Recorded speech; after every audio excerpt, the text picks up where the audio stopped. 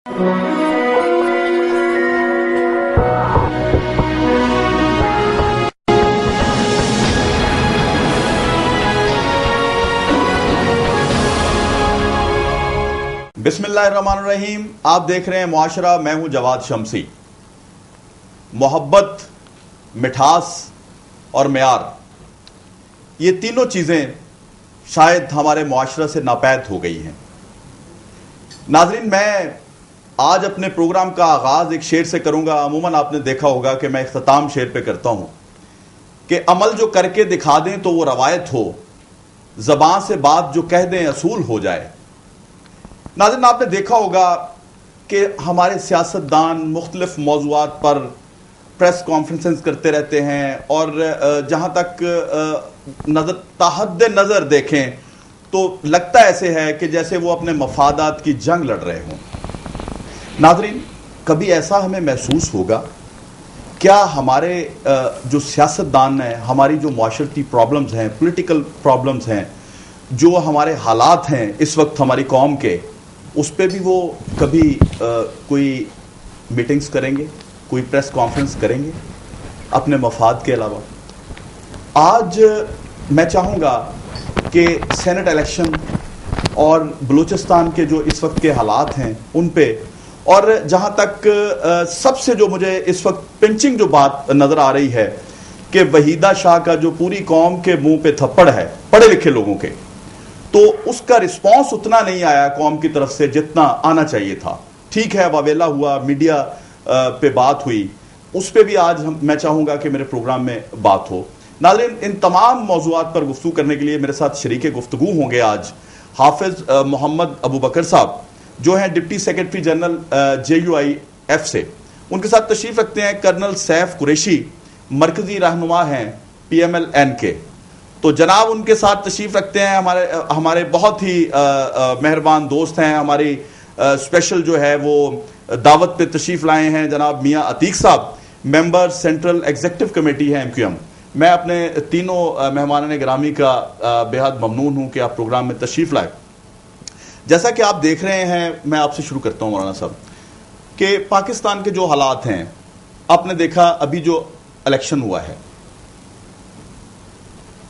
उस पर मैं चाहूंगा थोड़ा सा आप बोलें, फिर हम आगे की तरफ डिबेट लेके जाएंगे। इलेक्शन में नहीं, ज़िमनी इलेक्शन।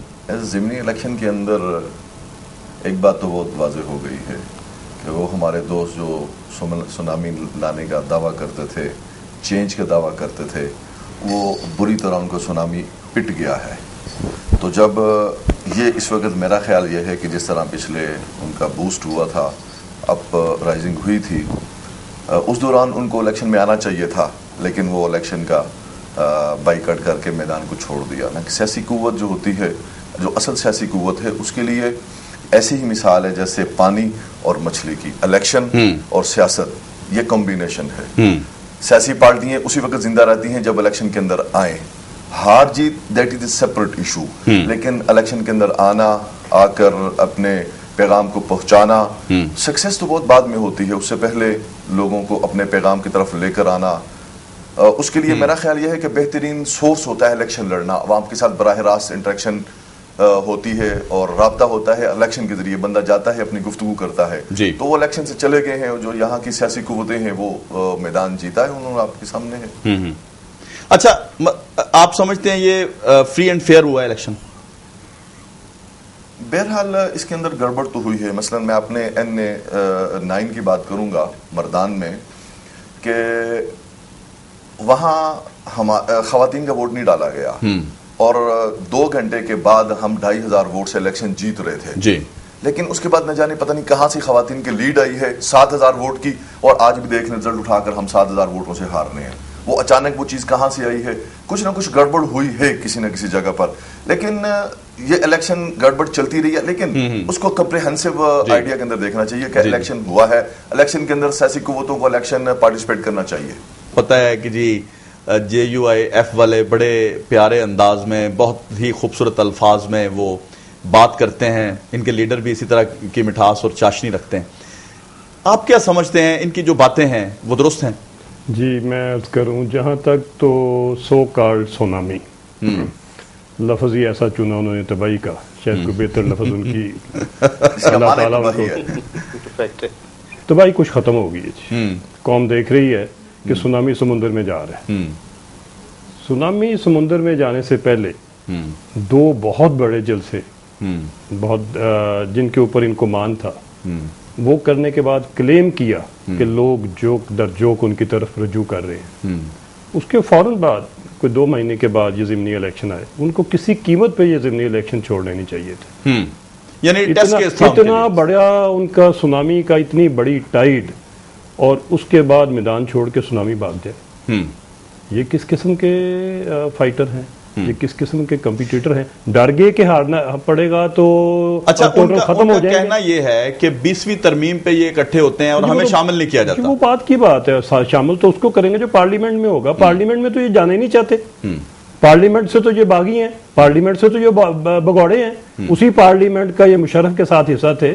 اسی پارلیمنٹ میں یہ ہر جگہ پہ مشرف کو کندھا دینے کو تیار تھے. میاں والی سے انہوں نے الیکشن جیتا, پورا ٹینیور کیا, ریزائن نہیں کیا. اس کے باوجود میاں والی میں سونامی کدھر گئی؟ ادھر تو اتنی بھوک اور غربت اور ہر چیز ادھر حد درجے کی ہے. ادھر تو نالیاں تک ٹھیک نہیں ہوئی جو ان کا اپنا حلقہ تھا. اس کے بعد ابھی میدان چھوڑ کے بھاگ جانا اور اتنے بڑے پہلوان پاس رکھ کے کہنا کہ سارا ملک ہم نے فتح کر لیا. وہ جو چلے گئے پہلوان ادھر عام قسم کے ورکروں نے ان سے زیادہ ووٹ لیے ہیں. تو ووٹ کن کا تھا؟ ووٹ پارٹیوں کا تھا, ووٹ لیڈرشپ کا تھا, ووٹ بگوڑوں کا نہیں تھا. اچھا, آپ سمجھتے ہیں کہ یہ جو الیکشن سے انہوں نے بائیکاٹ کیا اور اس میں شامل نہیں ہوئے تو ان کو کوئی خوف تھا؟ جی, ان کو شکست کا خوف تھا. یہ خود کہتے ہیں پارٹی ہماری اس وقت زمین پہ نہیں ہے. کدھر ہے پارٹی؟ اس کے پرائمری یونٹ کدھر ہیں؟ اس کے بیسک یونٹ کا ہوتے رہے. یونین لیول پہ یہ کدھر ہے؟ یہ صوبائی لیول پہ کدھر ہے؟ انہوں نے کہتے ہیں پاکستان سارے میں ہم نے تبدیلی لانی ہے. ان کے پاس تو ادھر پولنگ ایجنٹ نہیں ہے, امیدوار کدھر سے آئیں گے؟ وحیدہ شاہ نے جو کیا آپ کو پتا ہے وہاں پہ ایک ٹیچر کے ساتھ, ٹھیک ہے, ایم کیو ایم خواتین کے حقوق کی بہت بڑھ چڑھ کے بات کرتی ہے اور جناب آپ نے کامیاب ترین جلسہ کیا, اس میں کوئی شک نہیں ہے. لیکن آپ کی طرف سے کوئی میڈیا کو کوئی اتنی یا قوم کو کوئی آپ کی طرف سے کوئی ایسی سٹیٹمنٹ نہیں نظر آئی یا آپ نے کوئی اس طریقے سے کنڈیم نہیں کیا جس طرح کیا جانا چاہیے تھا؟ نہیں, دیکھیں شاید آپ کچھ الفاظ کا استعمال مختلف کر رہے ہیں. جیسا کہ آپ کو معلوم ہے کہ الطاف بھائی کے فلسفے اور ویژن کے مطابق لاسٹ جو عورتوں کا خواتین کا جلسہ ہوا وہ دنیا کی تاریخ میں اپنی مثال آپ ہے. ابھی جیسے حافظ صاحب نے کہا, اگین یہ الطاف بھائی کا ویژن تھا. انہوں نے اس جلسے میں بآواز بلند یہ کہا کہ آنے والے الیکشن میں عورتوں کو ووٹوں کے حقوق سے محروم کیا جائے گا اور ان کو ووٹ نہیں ڈالنے دیا جائے گا. ابھی جیسے حافظ صاحب نے کہا. تو پہلی بات تو یہ ہے کہ ہمیں یہ سوچنا پڑے گا کہ اس الیکشن میں کیا ہوا ہے جو ضمنی الیکشن تھے. اچھا, یہاں ایک بڑی اہم بات ہے, آپ بڑے سکون سے آرام سے جواب دیں, آپ کو پورا موقع ہے پلیز. عائشہ احد جو ہے یہاں پہ اس کا کیس ہوتا ہے تو آپ پنجاب کی بیٹی کے لیے آواز بہت بلند کرتے ہیں, سندھ کی بیٹی آپ کو نظر کیوں نہیں آئی؟ نہیں, ایسا نہیں ہے جی. دیکھیے میں پھر وہی کہوں گا, جب آپ یہ کہہ رہے ہیں اسی دن الطاف بھائی نے سٹیٹمنٹ دی کہ اس طرح کی حرکتیں جہاں کہیں بھی ہوں گی وہ ملک کے لیے, قوم کے لیے, آنے والے الیکشن کے لیے قطعی طور پر صحیح نہیں ہے. سو آپ اگر یہ کہنا چاہیں کہ ہم اس چیز کے حق میں ہیں تو نہیں, حق کی تو یہاں بات ہی نہیں ہو رہی. وہ تماچا جو وہاں پہ اس ٹیچر کے منہ پہ رسید کیا گیا وہ پوری قوم کی خواتین کے منہ پہ تماچا تھا, پورے سندھ کی جو خواتین ہیں ان کے منہ پہ تماچا تھا. میں سمجھتا ہوں پڑھی لکھی خواتین, کوئی شک نہیں ہے اس میں. اس کو اس طرح سے نہیں مطلب آپ نے لیا ایم کیو ایم نے جس طرح سے آپ شور مچا دیا کرتے ہیں. واقعی نہیں لیا. عتیق بھائی کو یہ مان لینی چاہیے, بات لینا چاہیے تھا. میں ایک چیز اور عرض کروں, عتیق صاحب ایک سیکنڈ میں دیجیے. میں دیکھتا رہا جی سول سوسائٹی کی اس فیشن ایبل خواتین کو, ان سینئر سٹیزنز کو, ان خواتین کی تنظیموں کو, ان اساتذہ کی تنظیموں کو, کدھر دفن ہو گئے ہیں. یہ چھوٹا سا کوئی مسئلہ ہو جس میں غیر ملکیوں کی انٹرسٹ ہو, تو یہ سارے کے سارے لیکن سر آپ لوگ بھی تو اکٹھے ہو جاتے ہیں نا, مثال کے طور پہ سینٹ الیکشن پہ آپ اکٹھے ہیں. نہیں, میں عرض کروں وحیدہ جیسا واقعہ, وحیدہ شاہ جیسا واقعہ اگر پی ایم ایل این میں ہوتا, آپ اسی شام اسی وقت اس کا رزلٹ دیکھ لیتے. ایسی خاتون کو ہم اسمبلی میں نہ رہنے دیتے. ہماری تاریخ گواہ ہے, مطلب سپریم کورٹ نے ہماری تاریخ گواہ ہے کہ ہم یہ پارٹی اکاؤنٹیبلٹی فوراً اور فوری طور پہ کرتی ہے. اچھا, میں چاہوں گا حافظ صاحب آپ جو این جی اوز کی خواتین کی جو نام نہاد میں کہوں گا ان کے حوالے سے جو بات انہوں نے کی ہے نا, اس پہ میں چاہوں گا کہ آپ روشنی ڈالیں. میں گزارش کر رہا تھا کہ این جی او جو ہے یا سول سوسائٹی کا جو ہمارا بنایا ہے کہ چند خواتین روڈ پہ نکلتی ہیں, کہتے ہیں ہم سول سوسائٹی ہیں, تو باقی سوسائٹی کا کیا قصور ہے؟ اس کو کس نے سیولائز کرنا ہے, ان کو کس نے تہذیب یافتہ بنانا ہے؟ یہ تو تماچا ہے ایک میجورٹی کے اوپر, ایک بہت بڑی عوام کے اس کے اوپر, کہ ایک چند خواتین انتہائی فیشنیبل ماڈ اسکواڈ ہو کے بنتی ہیں وہ. لیکن میرا خیال یہ ہے کہ این جی او جو ہے, آپ دیکھ لیں پورے ملک کے ہمارے خفیہ ادارے چیخ رہے ہیں کہ این جی او جو ہے ان کو فنڈنگ کی جا رہی ہے.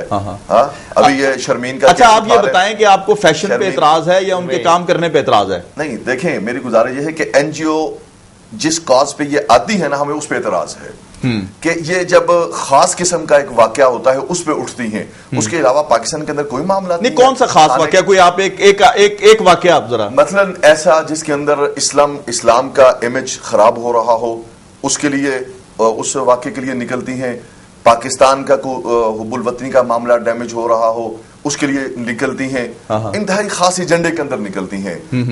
میں نے کچھ عرصہ دیکھا ہے کچھ این جی اوز. نہیں, یہ جو خاص ایجنڈا ہے یہ کہیں باہر سے امپوز کیا جاتا ہے ان کو؟ ڈیفینیٹلی این جی او کو جو فنڈنگ ہوتی ہے باہر سے ہوتی ہے. وہ اسلامک شمسی صاحب محترم ہے آپ, وہ اسلام کی پریچنگ کے لیے نہیں ہوتے. اگر وہ پاکستان کے اندر اتنا زیادہ فنڈنگ دے رہے ہیں, کس کے لیے دے رہے ہیں؟ وہ اسلام کی پریچنگ کے لیے, اسلام کی اچھائیوں کے لیے نہیں دیں گے, وہ اسلام کے اگینسٹ دیں گے تاکہ اسلام کو یہاں بدنام کیا جائے, اس پاکستان کو بدنام کیا جائے. پورے ملک کے اندر جو این جی اوز ہماری انتہائی شرائط کر گئی ہیں, ہمارے انتہائی اہم ترین اداروں کے اندر ان کا وجود جو ہے وہ پل رہا ہے. ان کا صرف یہ کام ہے کہ پاکستان کے خلاف لوگوں کو یہاں تیار کیا جائے, اور جو خاص ایجنڈے ہیں. ایک دفعہ ایک ڈیمونسٹریشن میں عورتوں میں گیا تو مجھے بی بی سی کے نمائندے دے کہتے آپ صاحب آپ نہیں جانا ادھر. میں نے کہا بابا ڈیمونسٹریشن ہے, میں عورتوں کے حقوق کا میں بھی علمبردار, مجھے جانا چاہیے. تو جب میں ان کے پاس گیا ایک خاتون کو, میں نے کہا بی بی جی آپ کس کے لیے ڈیمونسٹریشن کر رہی ہیں, کیا ہے عورتوں کے حقوق؟ میں نے کہا پرابلم کیا ہے, مجھے وہ بتائیں اسپیسیفک پرابلم. کہتے جی انسانوں کے حقوق ہیں, اس کے عورتوں کے حقوق کے لیے ہم کام کر رہے ہیں. تو میں نے جو اس کے آرگنائزر تھے, میں نے کہا جناب بلوچستان کے اندر جا کر دیکھیں, پینے کا پانی نہیں ہے وہاں, ہماری فنڈامنٹل جو فیسلٹیز ہیں زندگی کے زندہ رہنے کے لیے جو چیزیں وہ نہیں ہے, بجلی نہیں ہے, وہاں ہیلتھ فیسلٹیز نہیں ہے. ایک عورت بیمار ہو جائے 100 کلومیٹر کا فاصلہ طے کر کے ان کو شفٹ کرنا پڑتا ہے کوئٹہ. ہمارے پنجاب کے دور دیہاتوں میں چلے جائیں, وہاں ہیلتھ فیسلٹیز نہیں ہے.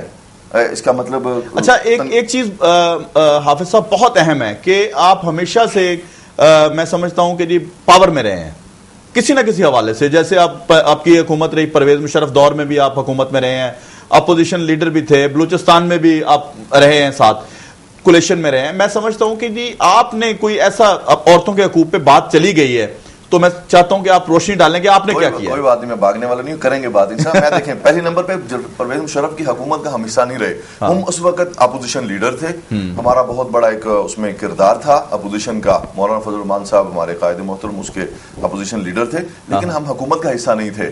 باقی رہی باتیں بلوچستان کے اندر نہیں, لیکن دیکھیں اپوزیشن لیڈر تھے ضرور آپ اس وقت, لیکن اپوزیشن کا کردار آپ نے آج نواز شریف سے زیادہ فرینڈلی تھے آپ اس وقت. میرا خیال یہ ہے کہ اس کا جواب میں اپنے ہینڈ پہ نہیں دوں گا, میں اس کو ریفلیکشن پہ دیتا ہوں کہ جو پالیسی ہم نے بنائی تھی, جو ہم نے ٹرینڈ سیٹ کیا تھا, اسی پہ ہمارے بعد ہمارے مسلم لیگ نون نے بالکل وہی ہمارے فالو کیا ہے. ڈیفینیٹلی ہم اپوزیشن لیڈر تھے فیڈرل کے اندر. یہ تو بلیم نہیں ہے, یہ میں سمجھتا ہوں کہ ہمارے قائد کا سیاسی ویژن ہے, قائد محترم فضل الرحمان صاحب کا, کہ وہ اپوزیشن لیڈر تھے اور صوبہ سرحد کے اندر تھے. بے عین ہی وہی پیٹرن ہماری جو سب سے بڑی پارٹی ہے پنجاب کی مسلم لیگ نون, انہوں نے اسے فالو کیا ہے. وہ آپ کے ساتھ بیٹھے ہیں تو میں چاہتا ہوں کہ وہ آپ کی بات پہ ذرا رد عمل دیں. ہم کسی بھی حکومت کے ایسے عمل سے کمپرومائز نہیں کرتے. ہم جو ملک کی سلامتی کا معاملہ ہے, ہم سمجھتے ہیں اس وقت ملک کی سلامتی کا معاملہ ہے, اس وقت ملک کی اکانومی کا معاملہ ہے, اس وقت ملک کی بنیادیں ہلی ہوئی ہیں. اس کے باوجود یہ صرف PMLN کی وجہ ہے کہ نہ ہم رشوت لیتے ہیں. پنجاب گواہ ہے, ایک کیس بھی کوئی ایسا کوئی انگلی ریز نہیں کر سکتا چیف منسٹر یا اس کی ٹیم پہ کہ کسی جگہ کے اوپر کوئی میگا اسکینڈل ہو, اور ہم نہ ادھر کرتے ہیں نہ ہم فیڈرل گورنمنٹ کو کوئی رشوت کا کیس معاف کرتے ہیں. ایک یہاں پہ بڑا اہم سوال پیدا ہوتا ہے. آپ کی بات سر ماتھے پہ, آپ انتہائی محترم ہیں, لیکن دو تین چیزیں جو حالیہ ہیں, پچھلے تو آپ چلے جائیں Punjab bank scandal, Mehran bank scandal, یہ دو چیزیں ہم چاہتے ہیں کہ چلیں جی اس پہ ہم دور نکل جاتے ہیں, بات وقت اتنا نہیں ہوتا پروگرام میں کہ ہم اس پہ ڈیبیٹ کریں, لیکن یہ ضرور جواب دیں کہ اس دفعہ جب آپ رشوت لیتے ہیں نہ دیتے ہیں, اور وزیر اعلیٰ صاحب جو ہیں خادم اعلیٰ ہیں, تو خادم اعلیٰ ہوتے ہوئے ہمارے یہ نقصانات ہو رہے ہیں, ہمارے لوگوں کی جانیں جا رہی ہیں, PIC والا واقعہ ہوتا ہے, ڈینگی ہوتا ہے, اور اب دوبارہ ڈینگی جو ہے وہ اس کے بادل جو ہیں, اس کی گٹائیں جو ہیں وہ چھائی ہوئی ہیں. شمسی صاحب, میں سمجھتا ہوں کہ اس وزیر اعلیٰ نے جو ڈینگی کے معاملات میں جو پنجاب کے لوگوں کی خدمت کی ہے وہ ایک ریکارڈ ہے. یہ وہ شخص ہے جو صبح 7 بجے شروع ہوتا تھا اور رات کے 12 بجے تک وہ آرام نہیں کرتا رہا. یہ وہ آدمی ہے جس نے دنیا کا کوئی کونا نہیں چھوڑا کہ جہاں سے اس کو کوئی ایکسپرٹ چاہیے تھا, دنیا کا کوئی کونا نہیں چھوڑا جدھر سے دوائی چاہیے تھی, کوئی ایسا عمل نہیں چھوڑا اس نے, کوئی ایسا اپنا محکمہ نہیں چھوڑا کہ جس کو اس نے ڈینگی کے اوپر نہ. یہ سری لنکا کا کلیم تھا جو ان کے ایکسپرٹ آئے تھے کہ 25,000 اموات ہونی تھی, اور اگر کوئی واحد پنجاب گورنمنٹ کے ایکشن تھے تو وہ اس کو بچا گئے. 300 تک آپ کے جو دوسرا یہ کہ ڈینگی ابھی بھی آئے گا, میں عرض کروں یہ وبائی مرض ہے, اس کے اوپر پنجاب حکومت کی نااہلی نہیں ہے, یہ قدرت کی بات ہے. لیکن کرنل صاحب, جو ہم خدمت کر رہے ہیں وہ بھی سوال پیدا ہوتا ہے یہاں پہ, خدمت کی ایک بات علیحدہ سے ہے.